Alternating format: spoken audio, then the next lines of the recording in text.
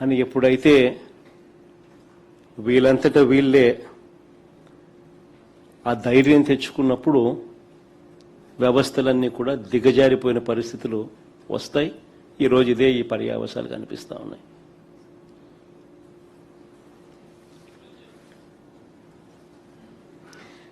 విజయవాడలో మొన్న జరిగిన సాయి కృష్ణ కేసు తీసుకున్న పోలీసులు వేధింపులకు గురై క్రాంతి కుమార్ అనే అబ్బాయి ఏకంగా వీడియో చేసి మరణ వాంగ్మూలం ఇచ్చి ఆత్మహత్య చేసుకున్న ఘటన అయినా సరే, కర్నూలు జిల్లాలో లాకప్ డెత్కు గురైన దళిత మహిళ గంగమ్మ కేసు తీసుకున్న, తెనాలిలో తిరుపతమ్మ కేసు తీసుకున్న, శ్రీకాకుళంలో సంతకవిటికి చెందిన కళావతి కేసు తీసుకున్న, రాష్ట్రంలో నెలకొని ఉన్న భయానక వాతావరణానికి ఇవన్నీ కూడా అద్దం పడతాయి. దిగజారిపోయి ఉన్న చట్టం, పోలీస్ వ్యవస్థకి ఇవన్నీ కూడా అద్దం పడతాయి. కస్టడీలోకి తీసుకొని ఒక మనిషిని దారుణంగా కొట్టి చంపి కుట్రపూరితంగా సీసీ ఫుటేజ్ను సైతం మాయం చేసి చివరికి శవం కూడా కనపడకుండా మాయం చేసి ఆ శవం ఎక్కడుందో, ఏం చేశారో, ఏమైందో కనీసం కుటుంబ సభ్యులకు బూడిద కూడా ఇవ్వని అత్యంత అమానవీయ పాశవిక ఘటన జరిగి, ఈ ఘటన కూడా ఎక్కడ జరిగింది? So called state head quarters. అంటే చంద్రబాబు నాయుడు గారి ఇంటికి ఆమడ దూరంలో.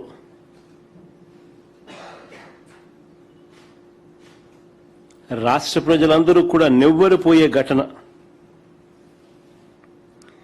ఇవి ఒక్కొక్కటిగా కూడా బయటికి వస్తూ ఉంటే ఆంధ్రప్రదేశ్లో ఇలాంటివి జరగడం ఏమిటి అని చెప్పి చంద్రబాబు నాయుడు గారిని ఎవరూ కూడా నిలదీయకూడదట. ఇలాంటి ఘటనలు మనకు కనిపిస్తూ ఉన్నా, మన కళ్ళు ఎదుటి జరుగుతూ ఉన్నా, సాక్షాత్తు విజయవాడలోనే స్టేట్ హెడ్ క్వార్టర్స్లోనే ఇవన్నీ కూడా జరుగుతూ ఉన్నా కూడా చంద్రబాబు నాయుడు గారిని ఎవరూ కూడా నిలదీయకూడదట.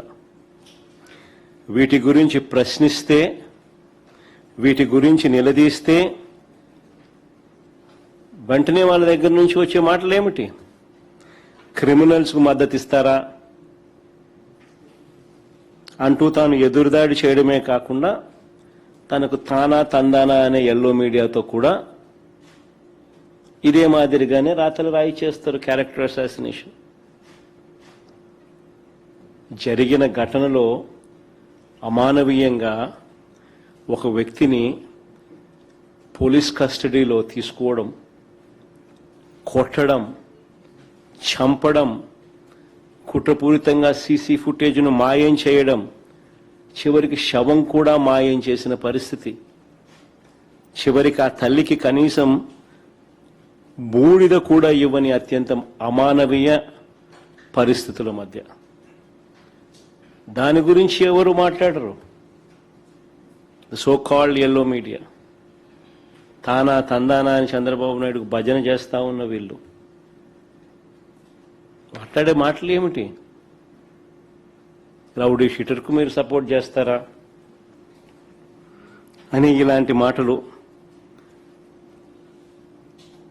నిజంగా ఈ టాపిక్ కూడా డైవర్ట్ చేయడానికి, ఆశ్చర్యకరంగా ఈ టాపిక్ డైవర్ట్ చేయడానికి చంద్రబాబు నాయుడు గారి పార్ట్నర్ కూడా,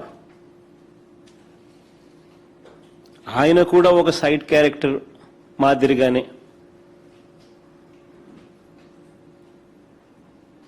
వీళ్ళతో తాను తందానా అంటూ పొలిటికల్ డ్రామాలో ఈరోజు అందరూ చేస్తా ఉన్న పరిస్థితులు. నేను చంద్రబాబు నాయుడు గారిని ఆయన పార్ట్నర్ గారిని ఇద్దరిని సూటిగా ప్రశ్నిస్తా ఉన్నా.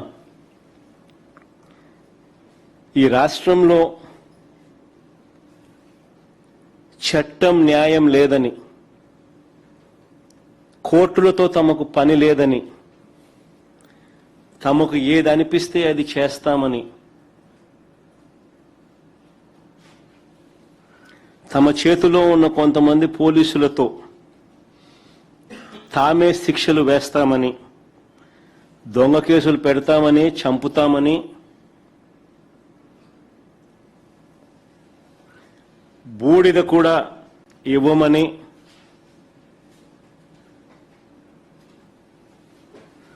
అధికారిక ప్రకటన చేయగలరా? చంద్రబాబు నాయుడు అడుగుతా ఉన్నా, ఆయన పార్టీలను అడుగుతా ఉన్నా. అధికారికంగా ఇవన్నీ మేము చేయగలమని చెప్పి మీరు అధికారికంగా ప్రకటన చేయగలరా?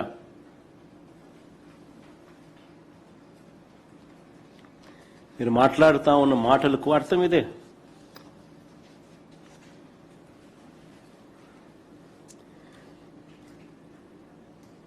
కవరప్లో భాగంగా సాయి కృష్ణ మొదట రౌడీ షీటర్ అన్నారు.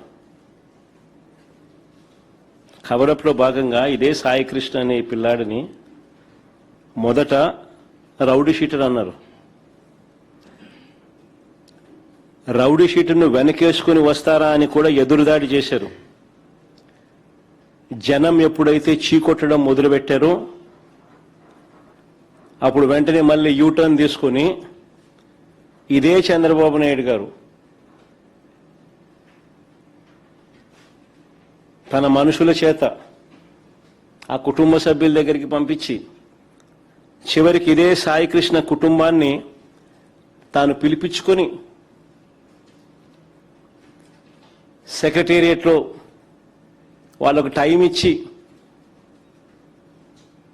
వాళ్ళ పక్కన కూర్చొని వాళ్ళ చేయి పట్టుకొని ముసలి కన్నీరు కారుస్తూ న్యాయం చేస్తాను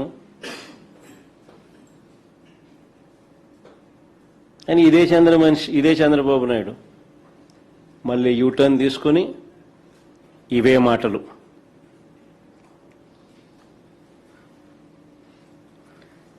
అసలు ఏ రకంగా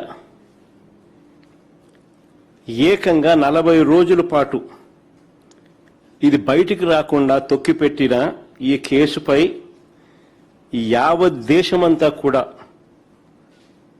దిగ్భ్రాంతికి గురైతే 40 రోజుల పాటు, ఇన్ఫాక్ట్ మేము పోయి 40 కూడా కాదు, దాదాపు 46 రోజులు నేను పోయిన తర్వాతనే పోయిన 4 రోజులకు అరెస్టులు, 46 రోజులు దీన్ని కేసును తొక్కిపెట్టి ఈ కేసుపై యావత్ రాష్ట్రమే కాదు దేశమంతా కూడా దిగ్భ్రాంతికి గురైతే అసలు ఏం జరిగిందో, చట్ట ప్రకారం ఎంతమంది మీద, ఎంతమంది పెద్దల మీద ఎలాంటి చర్యలు తీసుకున్నారో చెప్పాల్సిన బాధ్యత ముఖ్యమంత్రి మీద లేదా అని అడుగుతా ఉన్నా.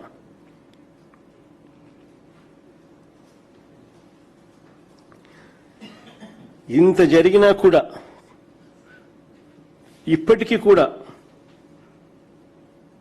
చంద్రబాబు నాయుడు గారిలో కానీ ఈ ప్రభుత్వంలో కానీ ఎక్కడా కూడా చిత్తశుద్ధి అనేది కనిపించదు. ఎక్కడా కూడా ఏ కోశానైనా కూడా కనీసం రిమోర్స్ లేదు, పశ్చాత్తాపం లేదు.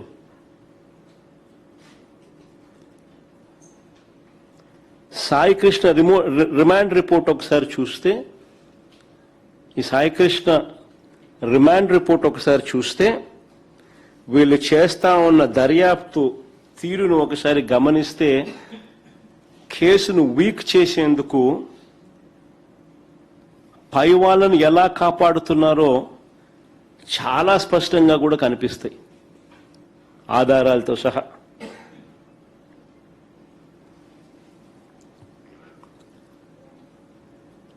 నేను 4-5 పాయింట్ల రిపోర్ట్ల ఆధారంగాను 4-5 పాయింట్లు లాజిక్తో చెప్తా, లాజికల్గా నేను చెప్తాను. రాష్ట్ర ప్రజలందరూ కూడా ఆలోచన చేయమని అడుగుతా ఉన్నా.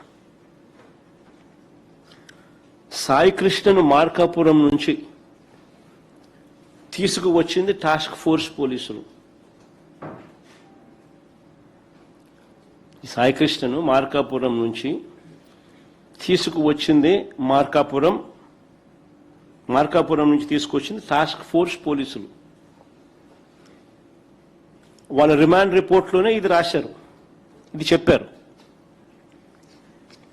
వాళ్ళు కృష్ణలంక పోలీస్ స్టేషన్కి ఈ మనిషిని అప్పగించిన తర్వాత, అంటే సాయి కృష్ణను అప్పగించిన తర్వాత అక్నాలెడ్జ్మెంట్ కూడా తీసుకున్నారని కూడా రిమాండ్ రిపోర్ట్లో వాళ్ళు చెప్పారు. మరి టాస్క్ ఫోర్స్ పనిచేసేది పోలీస్ కమిషనర్ కింద కాదా?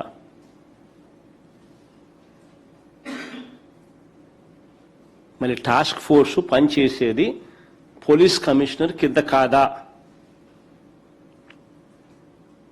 మరి ఇది జరిగింది ఎప్పుడు? మే 6వ తారీఖున. మరి ఇది జరిగింది మే 6వ తారీఖున. ఇది జరిగితే సాయి కృష్ణ తల్లి మే 28న సాయి కృష్ణ తల్లి మే 28న రాత్రి 7:26 ఇదే విజయవాడ సిపికి అర్జీ ఇస్తూ, ఇది కాపీ కూడా, అర్జీ కాపీ, టైమింగ్ కూడా రాసింది చూడండి దాంట్లో. సాయి కృష్ణ తల్లి ఇదే సిపికి మే 28న రాత్రి 7:26 విజయవాడ సిపికి అర్జీ ఇస్తూ తన కొడుకును పోలీసులు తీసుకొచ్చారని, ఇప్పటి వరకు ఏ కోర్టులోనూ ప్రవేశపెట్టలేదని, లాకప్ డెత్ చేశారన్న అనుమానాలు ఉన్నాయని, అత్యవసరంగా ఈ కేసులో జోక్యం చేసుకోమని అడిగితే ఇదే సిపి పట్టించుకోలేదు. ఇదే సిపి పట్టించుకోలేదు. ఇదే సిపి ఆధ్వర్యంలో పనిచేస్తా ఉన్న టాస్క్ ఫోర్సు ఈ పిల్లాడిని తీసుకొస్తారు. మే 6వ తారీఖున కృష్ణలంక పోలీస్ స్టేషన్లో పోలీస్ స్టేషన్కి అప్పచెప్తారు. అప్పచెప్పిన తర్వాత అక్నాలెడ్జ్మెంట్ కూడా తీసుకుంటారు. టాస్క్ ఫోర్స్ అన్నది సిపి అధీనంలో పనిచేస్తుంది.